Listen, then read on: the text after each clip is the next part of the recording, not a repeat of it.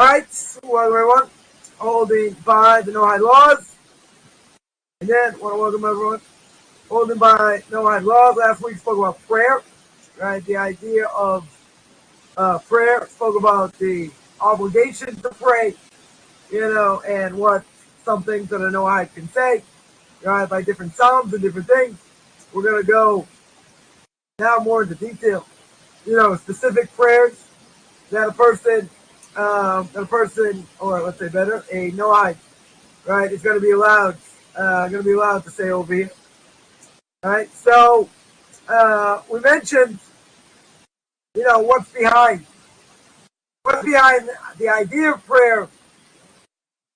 Practical suggestions, Book of Psalms. So now we're going to go more into detail. About what person should pray. Right? Prayer book. Or type of prayer book, what can I even take from a Jewish prayer book?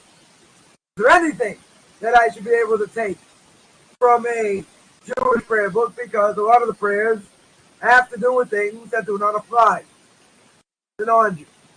Right? So we mentioned last time that the prayer book over here, the Siddur, as it's known, right? It's not a prayer book for Jews and non-Jews. It is a prayer book that applies to Jews. And then the question is, what applies to non-Jews? Right? Because if you look at the prayers themselves, in the Siddur, in the prayer book, a lot of things that do not apply to Noahide. Right? It's tailored to a Jewish community in exile. But, there are things, that we're going to say non-Jews, could they use prayers in the prayer book? Now, if they did, and there are things that 100% apply to Jews, then they don't apply to non-Jews. All right? That would be kind of silly. Because here you get non-Jews, instead of being created in their own image, i.e. meaning in God's image, but for things that they have to do, say, no, I want to be a Jew. You're not a Jew. You want to convert? Very good. You don't want to convert, you're going to stay and do what a non-Jew does. Right? For example, if a non-Jew would say a prayer, which would include the petitioner as part of Israel. I don't know, some people say, the black Hebrews, not really Jews, they would say, we're more Jewish than the Jews are. But you're not Jewish. Sorry. So they're going to say, we're the real petitioners of the Jewish people. We're the real Israel. I don't know. I think the Messianics say that also. So that's a huge mistake. Noahides are not part of Israel. Non-Jews are not part of Israel. They're not supposed to be. If God, as the saying goes, if God wanted everyone to be Jewish or part of the Jewish people, He would have made everyone Jewish. And what would have happened? So that's what the Torah says. Right? Pretty clear. Now, if you look at the Book of Psalms over here, and it says, one who utters falsehoods shall not stand before me. Psalms chapter 101, verse 7. The Torah says clear, we just read a few weeks back, that the Torah says, V'davar sheker tirchak. The Torah says you're not allowed to lie. Some people think, no, it's just advice. It's just good advice. So what if I misrepresent? So what if I say things aren't true? Well, the Torah says you're not allowed to lie. David says, if you speak falsehood, you don't stand before God. That's a pretty serious thing. Right? You may look at it as a minor detail, not so much. Right? So saying any prayers that are found in the prayer book in the Siddur, as it's known, the question is it relative to Jews or not? Does it belong to us or not? So if it's something universal, I know I should be allowed to say it. If it's universal. If it's something that only applies to Jews, then they're stealing. They're uttering falsehood. Not true. You can't say things that don't apply to you. That doesn't make any sense at all. And we'll see. So we're going to go through a list of prayers that are relevant to choose a non-Jew. And they're found in all standards of the prayer book. So there are others. Now again, there may be many other passages as well that may apply. So we're giving an overview. Right? We're not saying other things don't necessarily apply. There could be other universal things. Could very well be. So what we're saying over here is that these are suggestions. Because what a Noahide says is not under obligation. All right? They want to say more, if they want to say less, fine. Obligation? No. So they want to say things that make sense to them. Right? They can take, and copy and paste and take what they want. Not obligated. Then we're not obligated. It's a good thing to pray. Good thing to give thanks. They can say what they want in general. So we're going according to Art Scroll Classic Prayer Book. Nusach Ashkenazic liturgy. Let's go to page 3 over there. Upon rising in the morning. What does the prayer book tell us? There's a hand washing performance. I didn't say performance. You get up. Right? You get up in the morning, you have to sleep, you got to wash your hands. Right? Performed by Jews. Now, there are two different reasons. One is either a person may have touched a part of the body that's usually covered, which probably can happen. So therefore, you have to wash your hands that way for that. Or that our soul comes back to us, and we're considered a new creation, we have to wash for that. Right? So, there are different reasons why. Now, this is not going to apply to an non-Jew. Right? These things are not going to apply. But there are two short prayers that are relevant. One rising, one to say Moda'ani. I gratefully thank you. Because guess what? If you didn't wake up, if God didn't put your soul back in your body, when the soul goes up, when a person's asleep, guess what? You don't wake up. Also, once you've gone to the bathroom, you washed your face, completed the regular waking routine, you should say Reishis Chochmah. Again, this is in prayer book on page 3 on the Art Scroll Classic Ashkenazic Liturgy Prayer Book. It says the beginning of wisdom, spring, fear of God, etc. Now, once persons gather thoughts, they're dressed, maybe they've had a cup of coffee, maybe they're awake. Page 13 is the Don Olam. What is the Don Olam? Master of the universe. Written by the 11th century by Rabbi Shlomo Ibn Gabriel. So what does it speak about? It speaks about God as the creator. God's transcendent as king. While the second part addresses God as personal, immanent God of salvation and comfort. And this is also recited before daily prayers, and often after Shabbos and holiday prayers. Now that would apply. That would apply to non-Jews over here. Because again, there's the personal God, and we all have a connection to. We don't need any intermediaries, right? That would be idolatry. We're not praying intermediaries, not angels, not anybody. Right? Also, God is a transcendental king. God is the creator of the world. God is in charge of all of creation. Nothing in creation can do anything without God lifting a finger. They don't have any power. As I mentioned in the class in Derech Hashem, the way of God, that the Ramchal says clear.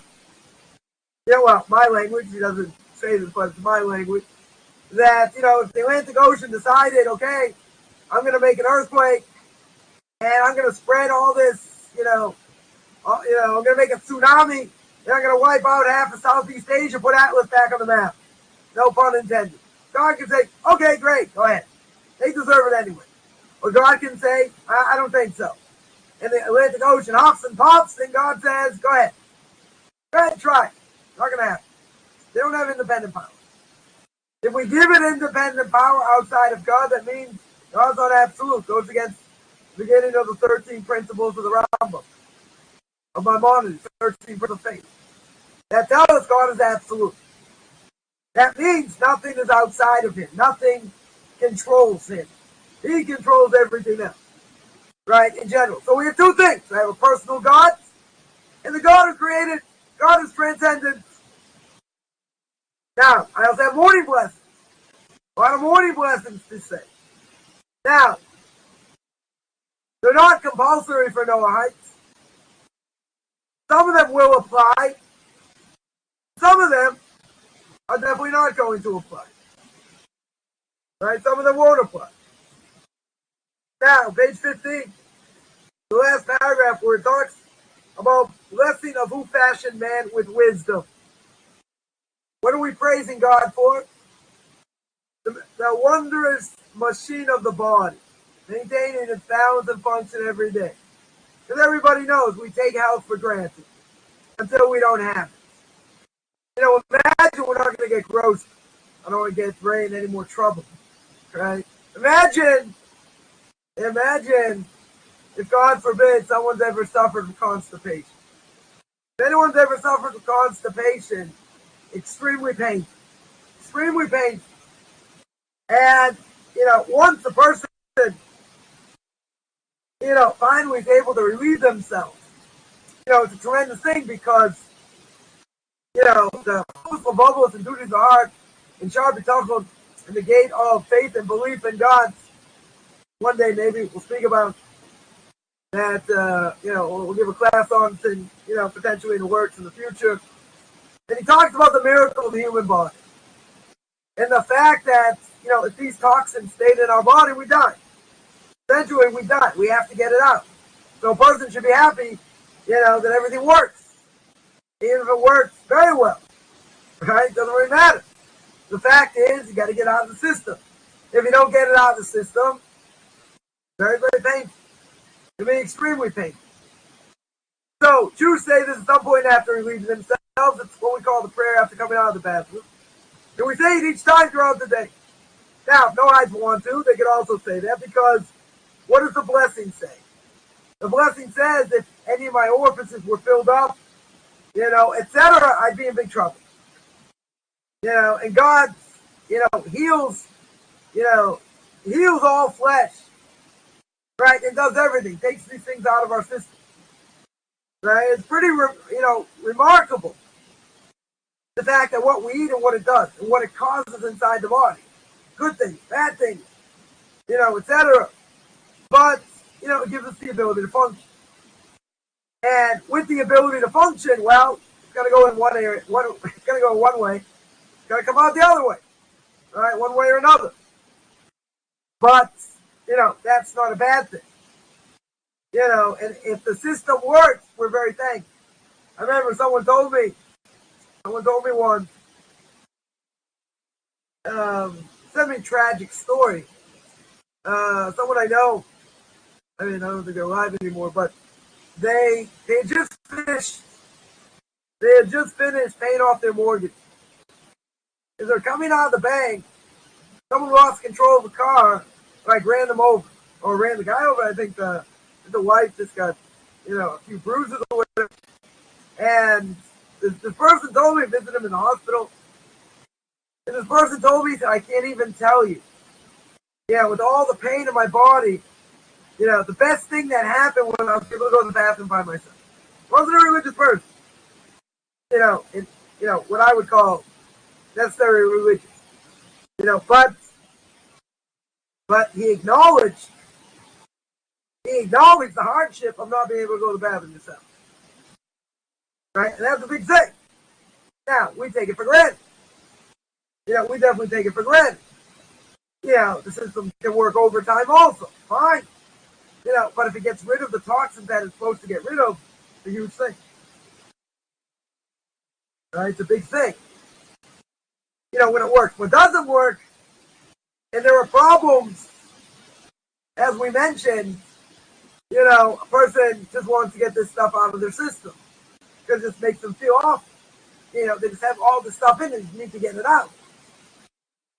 So, that's the prayer for coming out of the bathroom. That should be universal. Right? Because what do we say before? It's for creating the wondrous machine of the body, maintaining balance and function. Because if you don't have that function, you're a hurting unit. No pun intended. Right? You're not going to function very well during the day. Right? No question. Page 19, top of the page says, my God, the soul. It's the praise of God for safeguarding our souls, restoring our spiritual and physical vitality every morning. Right? What does that do? Right? Gives us life. Absolutely gives us life. Right? So that'd be something. God restores life.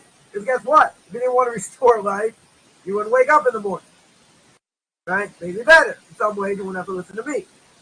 Okay? But, we're restoring our physical and spiritual self. Hoping. And that's also a miracle. So, that's one of the things we're praising over here. Right? We wake up in the morning. Now, depending on how much sleep you've got, okay. But you wake up with a new vitality. Because we're not robots. Not even me. Doesn't sleep that much. We're not robots. You can't go, a person like the Talmud says, you cannot make a vow and say, I'm not going to sleep for 3 days. I'm not going to sleep. Because what happens after 3 days, no matter what happens, you're going to fall asleep. The body just needs to crash. You can't go on that type of schedule. Right? So therefore, what's an unbelievable miracle over here? So the unbelievable miracle is that a person, when they wake up, they have a new vitality. You'll tell me, okay, I slept more, I slept less, etc. But you have a certain vitality that you didn't have before. Why not? Because your body needs rest. That would apply to a non-Jew. Now, what about the adaptation of morning blessings? So some of them could be used for non-Jews, for Noahide. We're going to see. The second blessing for not having made me a Gentile, well, obviously that's not going to apply. Right? That you wouldn't say. For not having made me a slave also wouldn't apply. Whether male or female, fourth blessing should be that he made me according to his will. Right? A man says, a Jewish man is going to say, thank God you didn't make me a woman.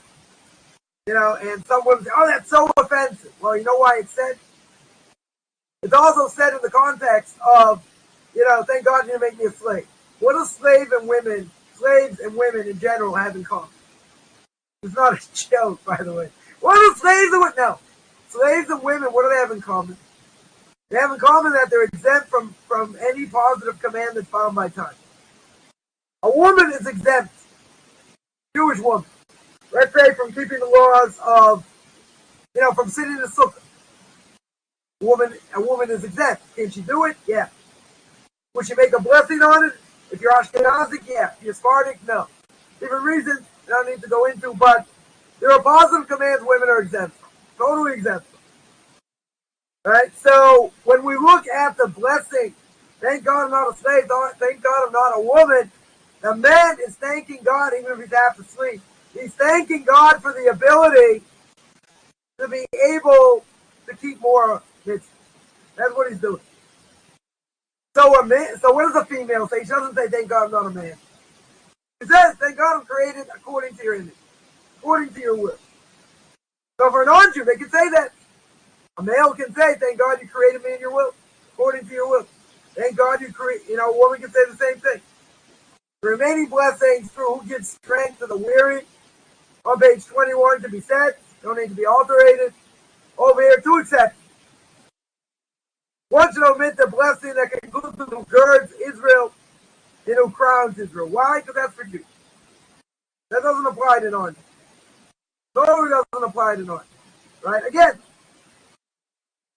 anything that has to do specifically with redemption, the Jewish people, etc., non-Jews are not going to say. They're not going to say because it doesn't apply. Period. Doesn't apply. Why would they say it? I mean, I have an idea why they would say it's called ego, but it doesn't apply to them. So, it doesn't apply, you don't say it. The morning psalm, right, the next section of the prayer book, is a collection of psalms praising God. First is page 59. The psalm is Baruch Sha'amar, or a statement is Baruch Sha'amar, blessed is he who spoke. That's the opening for the daily recitation of certain psalms. So Noahides can say this, right? That's not an issue, because tradition tells us this prayer fell from heaven, translated or transcribed about 2,400 years ago, and extremely deep, multi-layered part of liturgy. Non-Jew can say it, right? Because that's a good introduction to Psalm. Then we have Psalm 67, Psalm 145, known as Ashrei, preceded by the opening verses, praiseworthy, etc. You got Psalm 71, page 146, Psalm 75, page 75, Psalm 150. Then you get to page 83. You get to page 83, it's called Yishtabach. Literally, may your name be praised forever. And when we say that, that's a recitation that's the end of the recitation of Psalms. Noahides can say it. Why? Because again, a lot of things in there will apply to them. But it's proper to omit the phrase, the God of our forefathers. Because Noahides can't say that. Right? Forefathers are the Jewish people. The Shema, page 91. Now, there's a big debate about non-Jews saying the Shema. Now, what is the Shema composed of? We got passages from the Torah, which that wouldn't be a problem, right? For Noahides, that shouldn't be an issue, because it comes straight from the Torah. On the other hand, what is the Shema itself? I mean, I can speak for days about this, but we're not going to. The Shema is a prayer, right? First thing you say, Shema Yisrael Hashem Elokeinu Hashem Echad. And hear, O Israel, the Lord our God, the Lord is one. Non-Jew and Noahide can say this. That's not a problem, because it's declaring the oneness of God. Right? You're taking on the yoke of heaven. But what about the first paragraph? It's the yoke of mitzvahs. Right? So it's the pledge of allegiance, so to speak, of taking on the yoke of heaven. But it's much more than that. Right? So what should non-Jew over here do? So, first line, we said before, that Noahide can say. Right? They should say it. Hear, O Israel, the Lord our God, the Lord is one. Allegiance to one God, to the God of Israel. Recognition, He's one. He's unique in the world. Right now, it's preferable to omit the Hear, O Israel. Right? Because again, that might apply just to Jews. But you could say the Lord our God, the Lord is one. Right? You can't replace Israel with Noah. Right? That wouldn't fit. Because then then what are you doing? You're saying, I know better, I'm going to rewrite a verse in the Torah. Right? That obviously you can't do. The four words of action would be accept God's sovereign kingship, i.e. the yoke of heaven. God created the world. God's the one in charge. Right? He made everything. It's what we call over here a pledge of allegiance. So that verse itself is taking a pledge of allegiance. Therefore, if Noahides would want to compose their own text that expresses their own acceptance of God's kingship, they could. Right? Not a contradiction. They absolutely could. And then you fulfill the intent in the spirit of the Shema while difficulties posed by using Jewish text. Now, there's another issue, which you already mentioned. What's the first paragraph? Love the Lord your God with all your heart, with all your soul, with all your might. Does that apply to a Noahide? I don't know. Noahide doesn't have to love God. They have to believe in God. Right? They have to believe in God over here. But that paragraph is all about taking on the yoke of mitzvahs. Noahides don't have so many mitzvahs. So that shouldn't apply.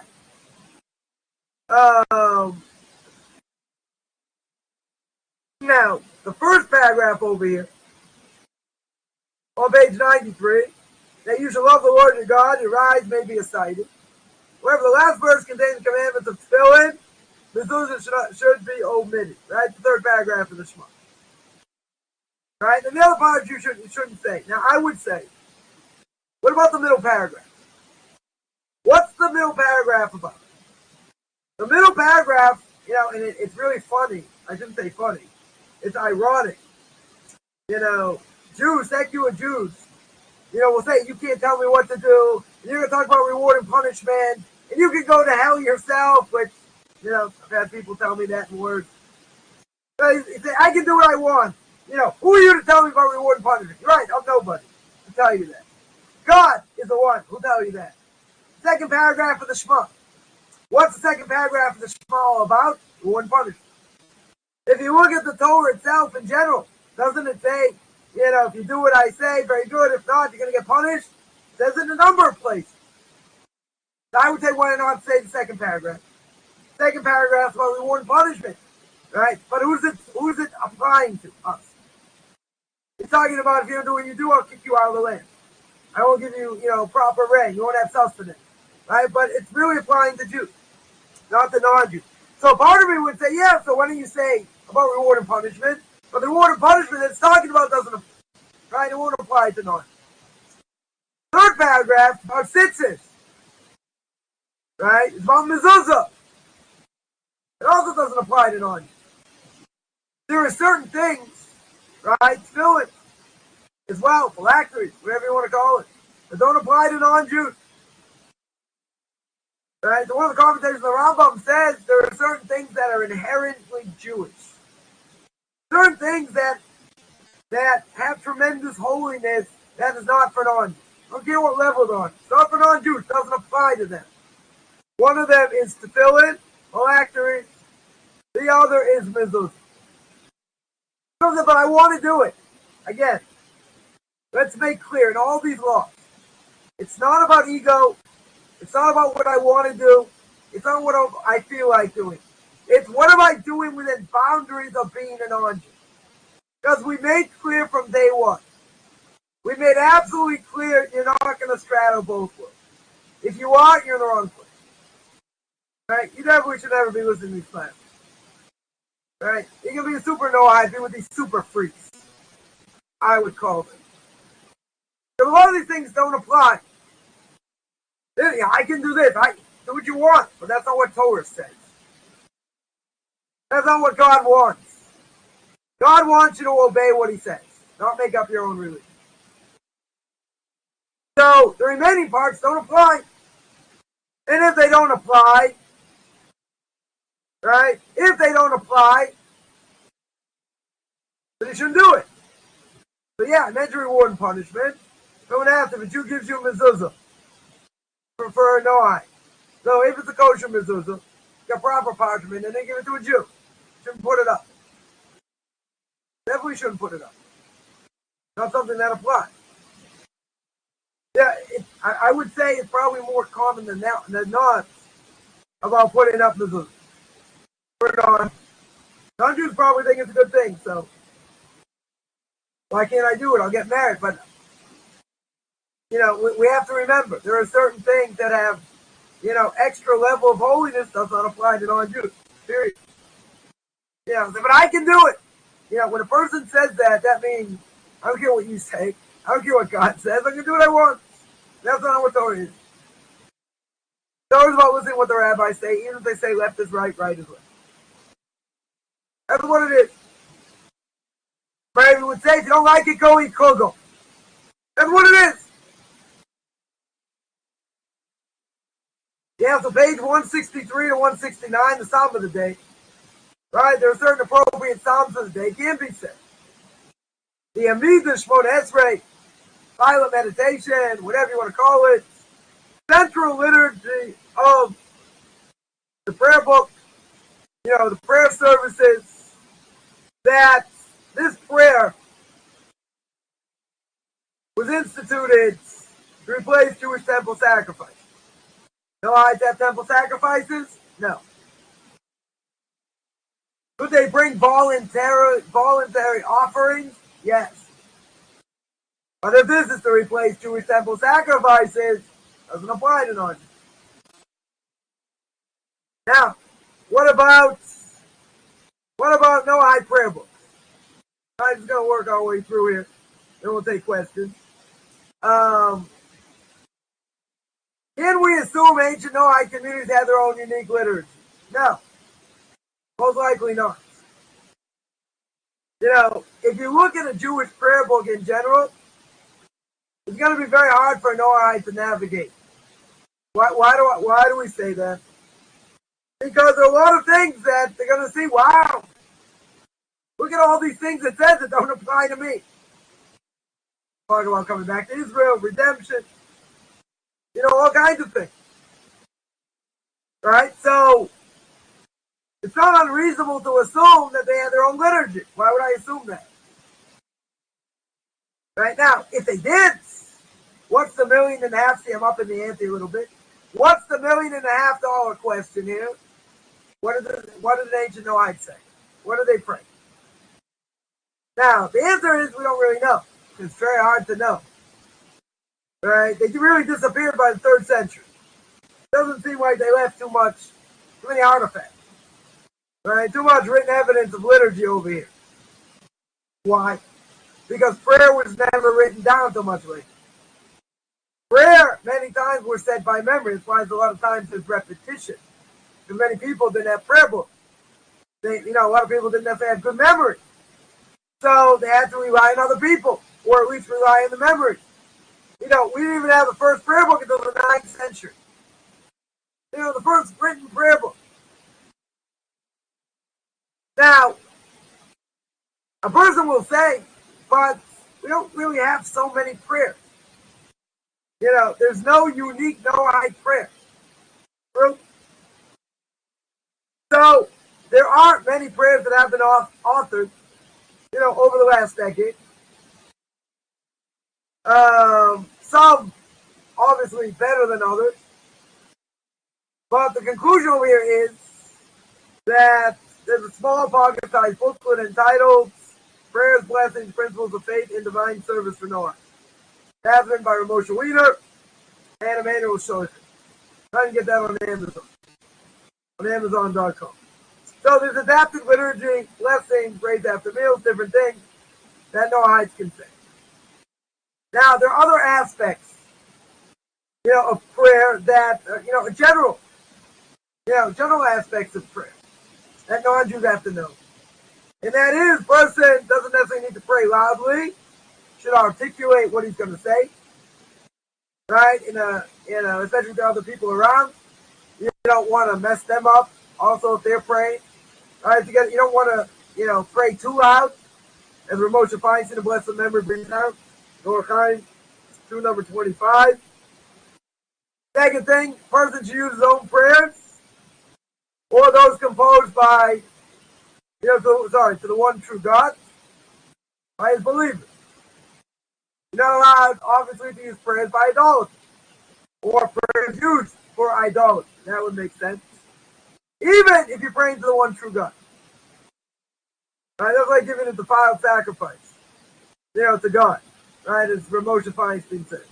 So even if you use Muslim prayers, right? Seemingly, Muslims pray to one God. Right? To our God. And as we said before, most hold that, that it's not idolatry.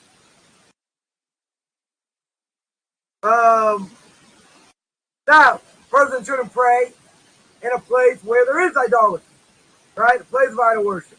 Church, chapel, let's say where there's a cross or a crucifix, a Buddhist temple, any place containing idolatrous imagery.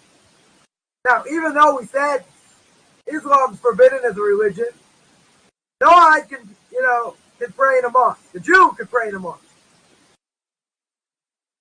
Right? Nonetheless, it's a false religion, we understand. But if you had no other place to pray, you could pray there. Why? It's not idolatry. We don't hold it's idolatry. Also, you shouldn't pray within sight or odor of excrement or other bodily waste or bad smells. You should pray in a clean, respectable environment. Person shouldn't pray in the bathroom, slaughterhouse, or other place. Now, mention the bathroom. We said before, I always tell people, when does a person ask the greatest question? When do they think the greatest questions? Either in the middle of prayer, when they're not allowed to think these things, or in the bathroom. Right? I've had a number of people say, that's a very good point. You're not allowed to think Torah in the bathroom. You're not allowed to pray in the bathroom. A person shouldn't pray before adults or children or a nude or modestly clothed, even from your own family. Now, we mentioned there are no fixed obligations in prayer in general, time, when, where, etc. Right? Nevertheless, you should have regular fixed time. Now, why would we say that? We say that because then it's haphazard. Then what happens if you don't pray at that time, and then, you don't have consistency. So one of the things, certainly by Jews, is that we're programmed in a certain way. From the second we get up to the second we go to sleep. Right? Blessings, prayer, all kinds of things. So there's an order. There are times, there are places, it's very orderly over here. So a person, even, a person who returns to Judaism as a secular Jew, you got to get into a rhythm. The rhythm is consistency. One of the hardest things is if a person is not consistent and they do things haphazardly, it's a problem. Not forbidden. I'm not saying it's forbidden. Why do I say it's a problem? It's a problem because everything's haphazard. And if it's haphazard, then you might do it, you might not do it, whatever. But if every day, get up in the morning, 20 minutes, I'm going to pray, I'm going to say certain things, I'm going to eat, I'm going to go to work, whatever a person's going to do it in a consistent fashion. If you don't do it in a consistent fashion, it won't stick. It's very hard to stick if it's haphazard. Same thing when you have fixed times to learn. Make it the same time every day. Unless for some reason, like, you can't make it, for whatever reason, right? But you want to be consistent. Consistency adds stability, adds equilibrium over here. Now, the Noahide laws or prayers can be drawn from Psalms, right? Just like the Prayerbooks, and modern compilation of prayers, right, as well. So therefore, there's a lot of leeway, tremendous amount of leeway over here about what can be said. I mean, not so much leeway with that, in certain ways. But, certain Psalms can be said, other things we're going to go into more detail, etc. But a person can say more, a person can say less. A person can make up their own prayer. A person can just say, thank God I'm alive. There's one in the world. That's it. That's all I have to say. You can say more, etc. Are you obligated to? No. Are there fixed times? Other things? No. But there are certain things. There are certain things we mentioned. Can't pray in the bathroom. Can't pray where there's bad smell. Can't pray where people are naked. Etc. You got to pick a place that's, clean, quiet, whenever you're going to do it. But if you're going to do it, be consistent about doing it. And the amount of time's up to you. You want to pray for an hour, say all kinds of things? You can. You want to say more, you want to say less? That's your choice. There's nothing fixed over here. But the reality is, a person should show gratitude. Right? That's the whole purpose of prayer. Does God need my prayers? No, He's absolute. God is absolute. He doesn't change. Right? So therefore, the prayers cannot be for me. Why? Because God is absolute. He doesn't need my prayers. Right? He absolutely doesn't need my prayers. So why do I pray? Right? Why would I pray in general? I would pray in general because He wants me to pray. He wants me to draw close to Him. Does He really need it? Why would He need it? What am I going to tell Him? God, those beautiful rings around Saturn. He says, oh, thank you very much. The moon, I can't believe what the moon does. God's like, thank you very much. He doesn't need me to say that. God's not a sycophant over here. He doesn't need me to do that. You say, what? God's got an ego. He needs to hear how great He is. He's giving us an opportunity to tap in. Forget about what Jews have an obligation in. Non-Jews also, they can have an opportunity to tap in. They want to say more, they want to say less. Very good. Either way, there are certain things they're limited in. Right? They're not going to say the same things exactly as you. Fine, right? But there are plenty of things they can say. And if they want to say more, fine. They want to say less, fine. They want to pray once a day, multiple times. But they should show gratitude. That's the whole point we mentioned last week. They should show gratitude. Gratitude is crucial. Even if life is hard, couldn't it be worse? Couldn't God make it a lot worse if he wanted to? Don't ask. He could. He could. So we should be thankful for what we have. And if a person is down and they're really feeling bad, so Coffman's law is write a list of 10 things that you're thankful for. And when you're down in the dumps and you're feeling bad, before you rip up and burn this list, look at it. Because you're going to realize there's so much to be thankful for. It may not necessarily get you out of the funk straight away, but it makes you think, look what I have. Look how rich I really am. But we don't think about it that way. We look at the cup as half empty, not half. That limits us. But you're going to say, come on, we get beaten down. True. No one ever said life is easy. No one ever said life is fair. It's not about being fair. We have to function in this world, whatever's thrown our way. Imagine for a Jew, he's going to pray 3 times a day. Doesn't feel like praying. He's really down. How can I praise God if I really feel bad? I'm really down. No matter, that's the best time to pray. And then you realize there's nothing else out there but him. He's the only one that can help. No one else can. We cannot rely on man. So many things to be thankful for. Many. I don't think we have to think that hard. What it is. But what do? We complain all the time. We want this, we want that, we want the other thing. This isn't good, that's not good. But if we think about what we have today, what our grandparents went through. You can imagine. You cannot imagine the life they suffered and how hard it was. And we're living in the lap of luxury. Lap of luxury, the greatest, richest generation in the history of man. Everything made easy, and we're not happy. Most people are on Prozac today. We're not happy. And we always want something we don't have. Grass is always green. Someone else's backyard. Look what they have, look at this. They're miserable in other ways. We have our own things to deal with. Right? So it's very hard to live inspired. And prayer is something that always needs to be strengthened, the Talmud says. So, if you don't have any obligations to pray in general, or maybe just show gratitude, and it's not such an easy thing, you better put effort in it. Some effort in it. Doesn't matter how much time. 10 minutes, 20 minutes. You want to do more, you want to do less. So much to be thankful for. And if you're not thankful, you're an ingrate. God gives you life. One little thing goes wrong in the body, the whole body. God forbid, you got corona, you got a cold, you got the flu. You can't move. You got 100 temperature. You're throwing up this, that. You're not in control. You're hungry, but you can't eat. You feel awful. One little thing, one little microbe, throw the whole body up. Then when you feel better, you forget all about it. Oh, remember when you're so sick? No. We're angry in general. So what does prayer teach us? Just the opposite. Every little thing you got to be thankful. Even the trials and tribulations we've got to be thankful for. Because whatever we go through, it's to help us gain, to help us grow. You're going to say, well, God's a masochist. No. God can bring out dormant character traits and squeeze you in different ways that this character trait would never come up.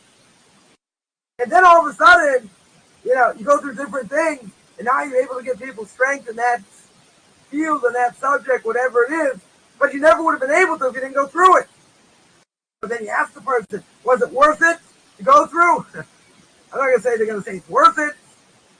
They're going to say it was a hard trial. But now they can give over to others what they went through. It's not the same as just being empathetic. If you went through it, you can be a lot more empathetic. You can say what you went through and how you dealt with it. But it makes us who we are. Right. Wouldn't we say, well, it's better not to have it? We're not going to say given choices over here. We're given a choice how we react. And God can do things in many different ways. Try and extract these different things. But in the end, it makes us who we are. So there's a tremendous amount to be thankful for. We can't forget this. Totally can't forget this. Yeah, take any questions. Someone asked, this week's Torah going. same as Vayakil. It's not. The portion that we read this past Shabbos, because there are 4 special Shabbases before Passover. First one is, recounting going over the shekel that was taken for sacrifice. Where do we read it from? Parshas Kitisa. So I read from Vayakil. Read from Parshas Kitisa. That's what we read. Someone asks, some Noahides have a mezuzah on their mantle or walls commemoration. Okay. As long as they're not using it the way you use it. If they don't put it on on the doorposts or on all their doorposts, okay, it's like an ornament. To them it's like a trinket. Not trinket, it's an ornament. Right? I don't even think that's good. Why? Because since it's got a lot of holiness, might be misused. Totally might be misused, so I don't know if that's a good thing. I don't know if that's a good thing to do. Right? Even if you're not using it as a mezuzah in that sense. Even if you're not using a mezuzah in that sense. It'll get misused. Right? And that's why it shouldn't be given an ornament in general. How often do we forget God's guides and control? Yeah. Rabbi says many times, especially during Corona. The mantra is, God, you're the one in charge. I'm nothing, I'm zero, you're the one who runs the world, not me. Right? The idea is, we look at things in the world, it looks like the world's gone crazy, which looks like it has.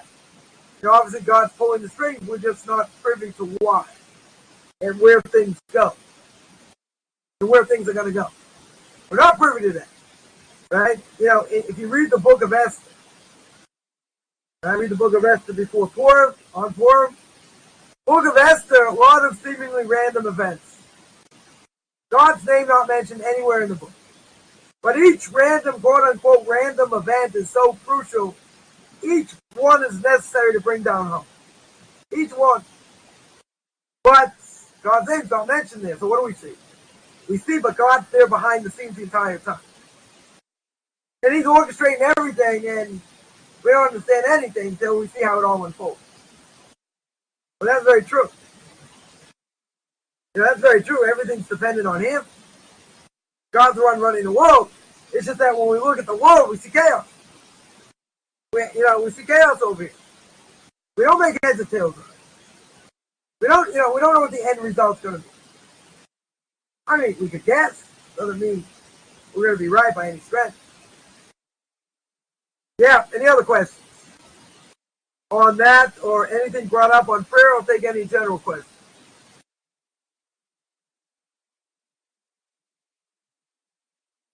Yeah, go ahead. Maybe you should just unmute yourself. Save you from typing.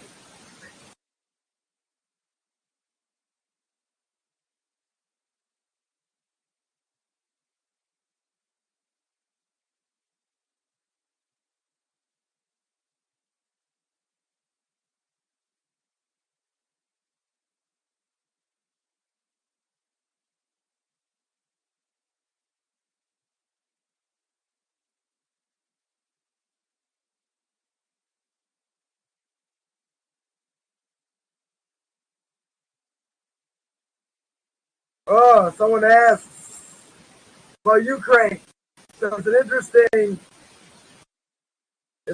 thing they say in the name of Vilna Gaon with different versions. One version is, if Russia crosses the Dardanelles, you don't take off your Shabbos clothes. It's one version. Another version is, if Russia goes into Turkey, which they already did, I think in World War I or World War II, they were threatening a number of years ago, you also don't take off your Shabbos clothes, because that's the beginning of the end. The students of the Vilna Gaon heard that from the Vilna Gaon more than 250 years ago. Different versions. Rabbi says, who's an 8th generation descendant of the Vilna Gaon through his mother, that the second version is more accurate. That if Russia goes into Turkey. Now, I haven't asked him. I have to actually actually get him a wedding invitation. I hope on Tuesday be able to see him. If I see him, I'm going to ask him. I'm going to ask him what he thinks. I don't know if he'll tell me, but I'm going to ask him. I'm going to ask him what he thinks. What's going on. It does sound totally chaotic in a lot of different ways. What potential it can have. Could it be the beginning and the end? I don't know. I don't know. But we're going to see. Yeah. Any other questions?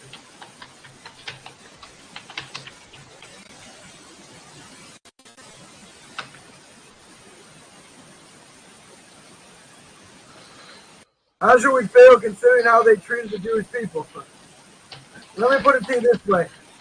There's an opinion, it's a great Kabbalist rabbi here in Jerusalem that holds, if you look at Zechariah chapter 14, in the war of Gog and Magog, one of the commentaries 100 years ago says it's going to be a war between Edom and Yishmael. Edom being in the Western world, Yishmael being the Muslims. Now, before 9/11, we never would have understood that. Now it makes sense. And who's going to get hit first according to the Malbim? Who's going to get hit first? Anyone close to Jerusalem. Meaning Egypt, Lebanon, Syria, all these places. So this Kabbalistic rabbi said no. He disagrees. And he says because of so much blood on the European continent, they're going to get whacked first. Wow. A lot of Jewish blood at the hands of the Russians.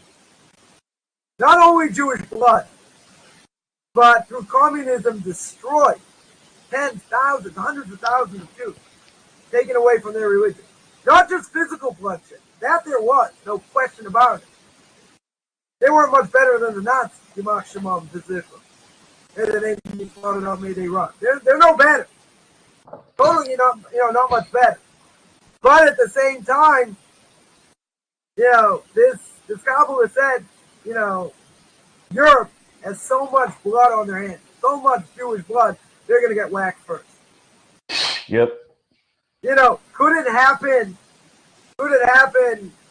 in a reunion and they're going to, who knows what, and they could also get demolished at the drop of a hat? Because the Medrash says that Yosef's going to come and destroy Edom, i.e. the Western world, just like you light a match and you burn your straw. That's how quick it's going to go. So now, What's going to be with it? Now, what's going to be, and how it's going to end up, anybody's guess. I mean, right now he's talking about guarding, his nuclear things, and who knows who's, America's going to get involved, Neil's going to get involved, whatever, he's going to back down. I don't know. This guy's a lunatic.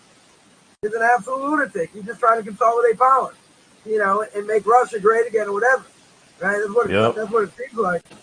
But he doesn't care about his own people. He doesn't care about anybody else. So could they really try and stop him and make World War III? Could, in theory. Again, one of the great rabbis of the last generation said, if Russia goes through the Dardanelles, you don't take off your Shabbos clothes. That means the Messiah is right around the corner. Now, whether that happens, it doesn't happen, that's the right version or not, it's all conjecture. One thing is that it's an unbelievable thing just to see this type of aggression. Someone was telling me the other day,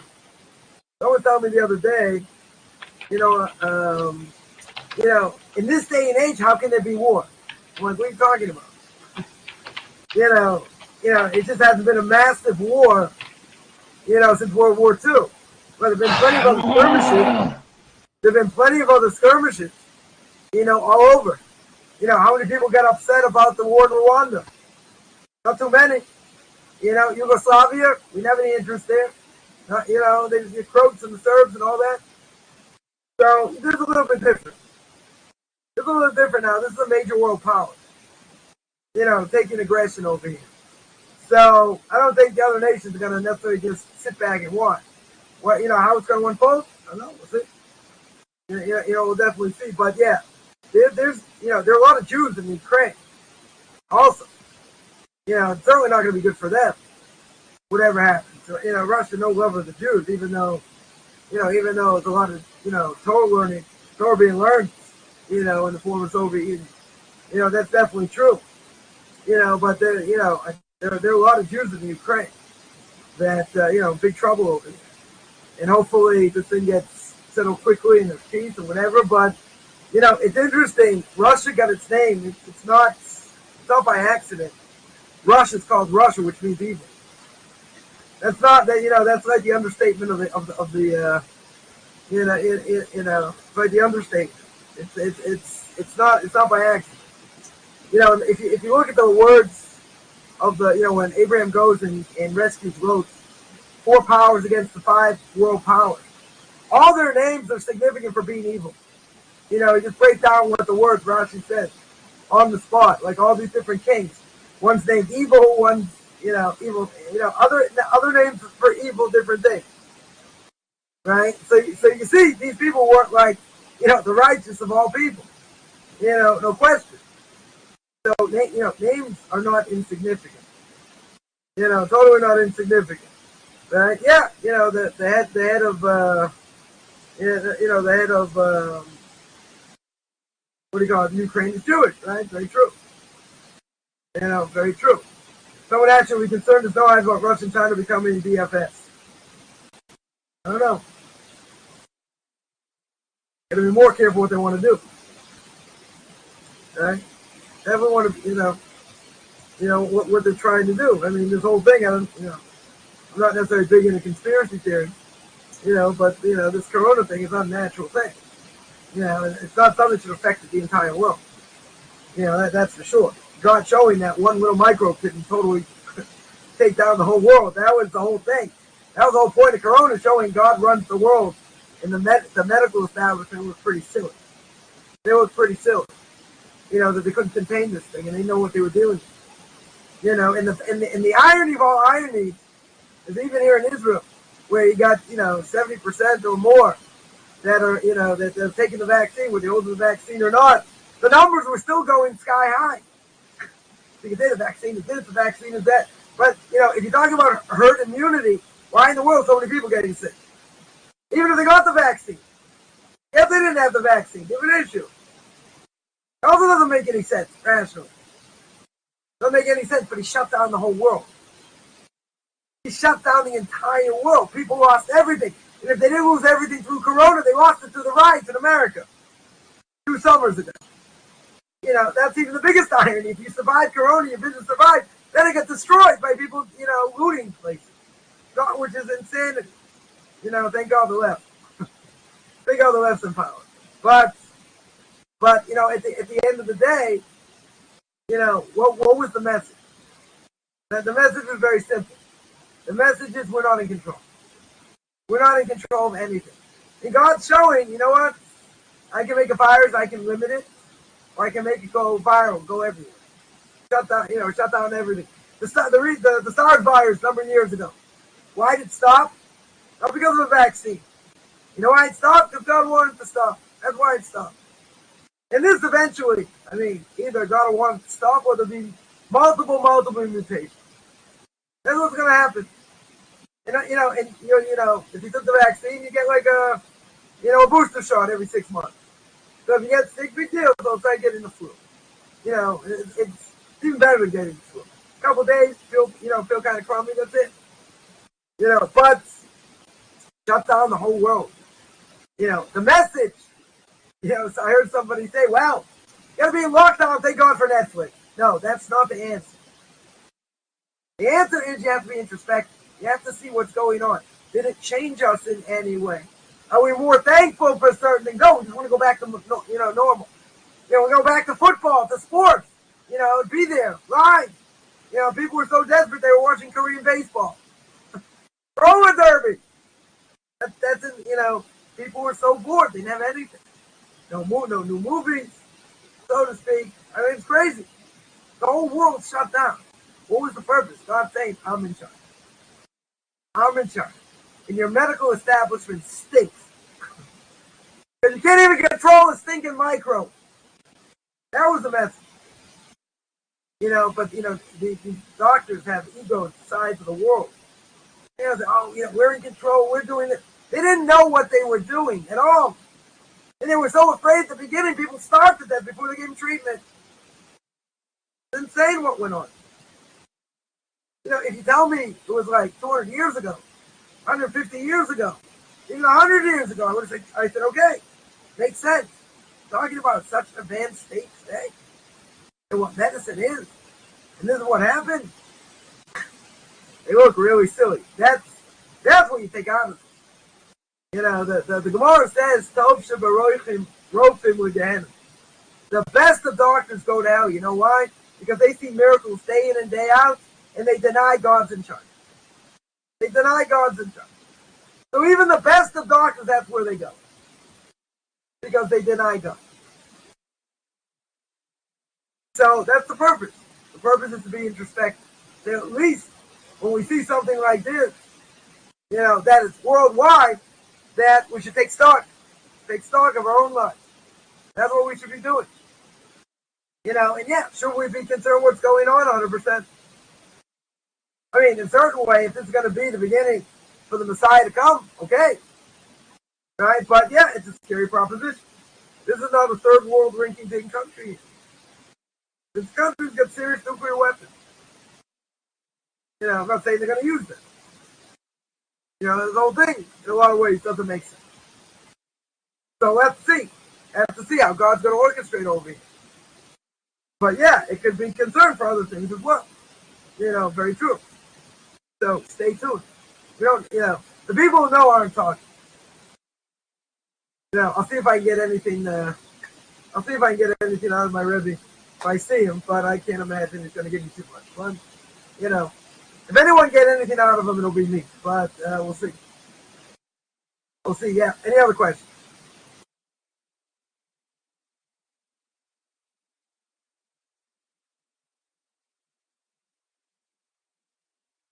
All right, no other questions. Let me see if there are other questions here.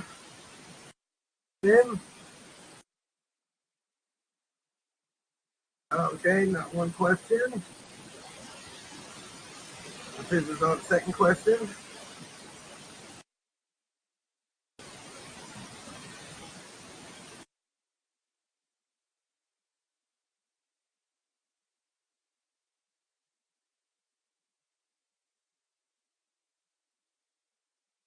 All right, no question. I guess that I'm gonna sign out.